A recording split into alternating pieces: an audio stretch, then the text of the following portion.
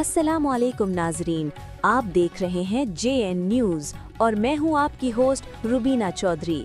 सबसे पहले नजर डालते हैं आज की अहम खबरों पर। हासिलपुर से हमारे नुमाइंदे याकूब रजा की रिपोर्ट के मुताबिक SHO सिटी हासिलपुर के रवैये की शदीद अल्फाज में मजम्मत करते हैं, फौरी तब्दील किया जाए वगरना एहतजाज लाहे अमल तरतीब दिया जाएगा।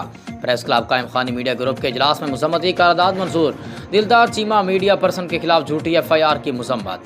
प्रेस क्लब कायम खानी मीडिया ग्रुप का एक मजम्मती इजलास ज़ेर सदारत मोहम्मद अफजल निज़ामी भुट्टा मुनक्किद हुआ, जिसमें मीडिया नुमाइंदगान ओहदेदारान ने खिताब करते हुए कहा, अफजल नवाज SHO सिटी हासिलपुर का रवैया सहाफ़ी बरादरी के साथ गैर मुनासिब है, जिसकी हम शदीद अल्फाज में मजम्मत करते हैं। उन्होंने कहा कि हमारे सहाफ़ी दिलदार चीमा के खिलाफ झूठे मुकदमे की पुरजोर मजम्मत करते हैं और रोड एक्सीडेंट के मुकदमे की तफ्तीश मेरिट पर यकसू करने की अपील करते हैं।